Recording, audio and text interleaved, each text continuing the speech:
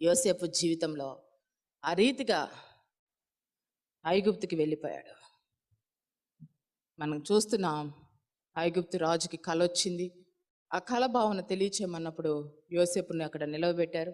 అంతఃపురానికి వెళ్ళాడు. ఆ కల భావన తెలియచేసినప్పుడు ఇది దేవదూతల జ్ఞానము వంటిది కనుక ఈ జ్ఞానము కలిగిన వారే ఇక్కడ అధిపతిగా ఉండాలని మరి తనకి తర్వాత సమస్తమును యోసేపుకి అప్పజెప్పబడింది.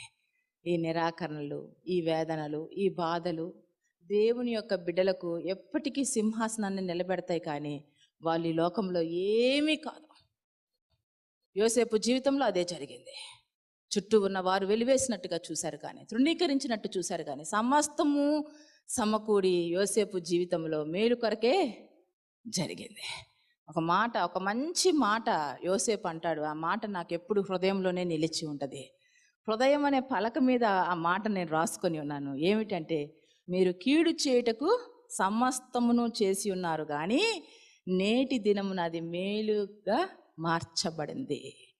మన చుట్టూ ఎవరు ఎంతగా పన్నాగాలు చేసినా, ఎన్ని మెజర్మెంట్స్ పెట్టుకున్నా మనం సంతోషంగా ఆనందంగా ముందుకు సాగొచ్చు. ఎందుకంటే ఈ లోకంలో ఉన్నవాని కంటే మనలో ఉన్నవాడు గొప్పవాడు. మన యేసయ్య మనకి తోడుగా ఉంటే వేటి విషయమై మీరు చింతించిన అవసరము లేనే లేదా, బాధపడాల్సిన అవసరము లేనే లేదా. జరుగుతున్న ప్రతి పరిస్థితుల్లో దేవుని ఉద్దేశాన్ని మీరు గ్రహించండి. దేవుడు తోడుగా ఉన్నాడని గ్రహించి సమస్తము సమకూడి మేలు కొరకే